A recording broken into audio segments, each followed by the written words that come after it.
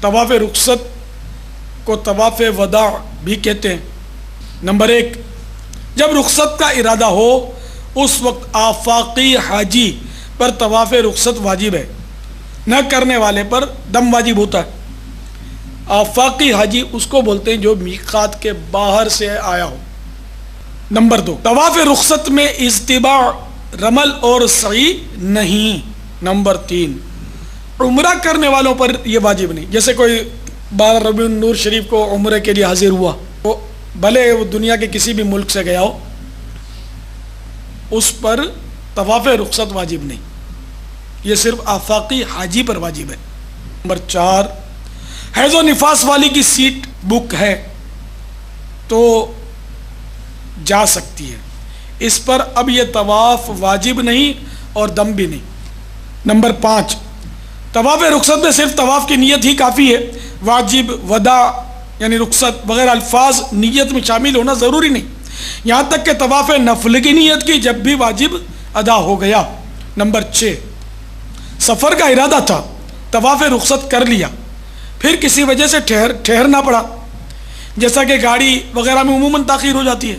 اور اقامت کی نیت نہیں کی تو وہی طواف کافی ہے، دوبارہ کرنے کی حاجت نہیں، اور مسجد الحرام میں نماز وغیرہ کے لیے جانے میں بھی کوئی مضائقہ نہیں۔ ہاں مستحب یہ ہے کہ پھر طواف کر لے کہ آخری کام طواف رہے۔ نمبر 7، طواف زیارہ کے بعد جو بھی پہلا نفلی طواف کیا وہی طواف رخصت ہے۔ اب مثلا 12 ذوالحجۃ الحرام سے پہلے آپ نے طواف زیارہ کر لیا، اب پھر موقع مل گیا نفلی طواف کر لیا، اگرچہ آپ نے اپنے خیال میں نفلی طواف بھی کیا، نیت بھی نفلی کی، لیکن اس کے بعد کوئی طواف کیا ہی نہیں، تو اب آپ پر دم اس لیے نہیں کہ وہ جو آپ نے نفلی طواف کیا تھا وہ دراصل طواف وداع یعنی طواف رخصت ہو گیا، کہ جس طواف کا جو وقت ہوتا ہے نیت چاہے اس طواف کی نہ بھی ہو تو وہ طواف ہو جاتا ہے۔ مثلا عمرے کا احرام باندھ کر حاضر ہوا اور اب سوچ رہا ہے کہ چلو پہلے 2-4 نفلی طواف کر لوں، آج بھیڑ نہیں ہے، پھر آرام سے عمرے کا طواف اور یہ صحیح اور کروں گا، تو اس نے جب پہلا نفلی طواف شروع کیا تو یہ اس کا نفلی نہیں ہے، یہ عمرے ہی کا طواف ہے، کہ اس نے چونکہ احرام عمرے کا باندھا تو یہ عمرے کا طواف اس کا شمار ہو جائے گا۔ اسی طرح طواف زیارہ کے لیے 10 تاریخ کو پہنچ گیا کہ چلو آج بڑا دن ہے اور ٹھیک ہے بھیڑ ہوتی رہے، اللہ نے صحت دی ہے تو اپنے چل مدینہ کے 7 حروف کی نیت سے پہلے 7 نفلی طواف کریں گے، پھر 8واں طواف زیارہ کریں گے مثال کے طور پر، تو اب اس نے پہلا نفلی طواف اپنے خیال میں شروع کیا، مگر یہی پہلا نفلی طواف اس کا طواف زیارہ ہے، اس کا وقت ہے نا طواف زیارہ کا، تو اس لیے یہ وہی طواف شمار کیا جائے گا۔ علی ھذا القیاس یعنی اسی پر قیاس کر لیجئے کہ طواف وداع بھی اسی پر آ جائے گا۔ نمبر 8، جو بغیر طواف کے رخصت ہو گیا تو جب تک میقات سے باہر نہ ہوا واپس آئے اور طواف کر لے۔ نمبر 9، اگر میقات سے باہر ہونے کے بعد یاد آیا تو واپس پلٹنا ضروری نہیں، بلکہ دم کے لیے جانور حرم میں بھیج دے۔ اگر واپس ہو تو عمرے کا احرام باندھ کر واپس آئے اور عمرے سے فارغ ہو کر طواف رخصت بجا لائے، اب اس صورت میں دم ساقط ہو جائے گا، یعنی دم اب دینے کی ضرورت نہ رہے گی۔ نمبر 10، طواف رخصت کے 3 پھیرے چھوڑے گا تو ہر پھیرے کے بدلے 1 صدقہ دے، اور اگر 4 سے کم کیے ہیں تو دم دینا ہوگا۔ نمبر 11، ہو سکے تو بے قراری کے ساتھ روتے روتے طواف رخصت بجا لائیے کہ نہ جانے آئندہ یہ سعادت میسر آتی بھی ہے یا نہیں۔ نمبر 12، بعد طواف بدستور 2 رکعت واجب الطواف ادا کیجیے۔ نمبر 13، طواف رخصت کے بعد بدستور زمزم شریف پر حاضر ہو کر آب زمزم پئیں اور بدن پر بھی ڈالیں۔ نمبر 14، پھر دروازہ کعبہ کے سامنے کھڑے ہو کر ہو سکے تو آستانہ پاک کو بوسہ دیجیے اور قبول حج و زیارت اور بار بار حاضری کی دعا مانگیے۔ نمبر 15 ملتزم پر آ کر خلاف کعبہ تھام کر اسی طرح چمٹیے اور ذکر و درود اور دعا کی کثرت کیجیے۔ نمبر 16 پھر ممکن ہو تو حجر اسود کو بوسہ دیجیے اور جو آنسو رکھتے ہیں وہ گرائیے۔ نمبر 17 پھر کعبہ شریف کی طرف منہ کیے الٹے پاؤں یا حسب معمول چلتے ہوئے بار بار مڑ کر کعبہ معظمہ کو حسرت سے دیکھتے، اس کی جدائی پر اشک باری کرتے یا کم از کم رونے جیسی صورت بنائے، مسجد الحرام سے ہمیشہ کی طرح الٹا پاؤں بڑھا کر باہر نکالیے اور باہر نکلنے کی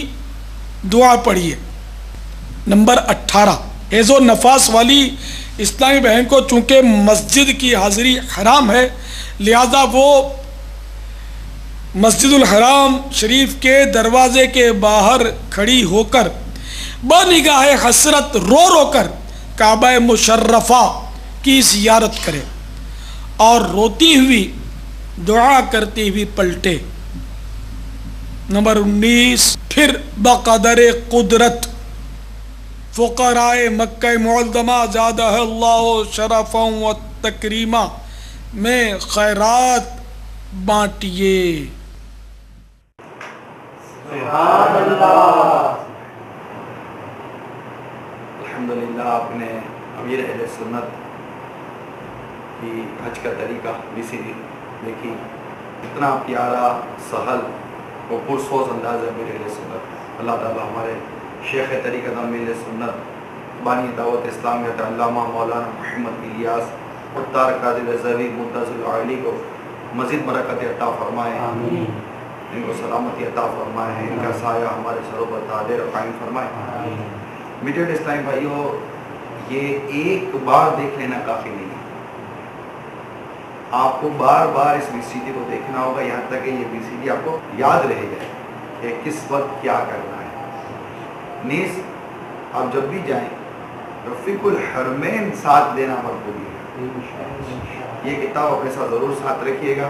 یہ پاکٹ سائز میں بھی ہے کیونکہ اس میں اور بہت کچھ بیان موجود ہے۔ الحمدللہ اس رفیق الحرمین میں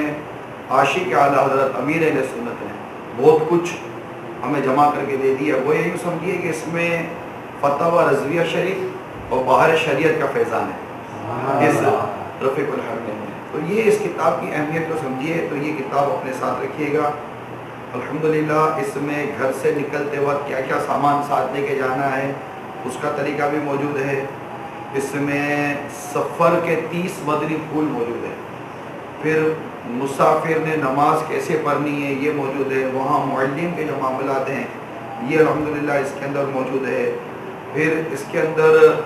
وہ سعی کی دعائیں موجود ہیں، تو طواف کی دعائیں موجود ہیں الحمدللہ، اور اس کے علاوہ اگر آپ اس میں دیکھیں گے تو مکہ مکرمہ میں جو زیارتیں ہیں وہ زیارتوں کی تفصیلات اور زیارتوں تک کیسے پہنچنا ہے، مدینہ منورہ کی زیارتوں کی تفصیلات، شہداء احد کو سلام کرنے کی فضیلت اور اس کے متعلق بیان بھی مزید اس میں موجود ہے، حج اکبر سے کیا مراد ہے الحمدللہ،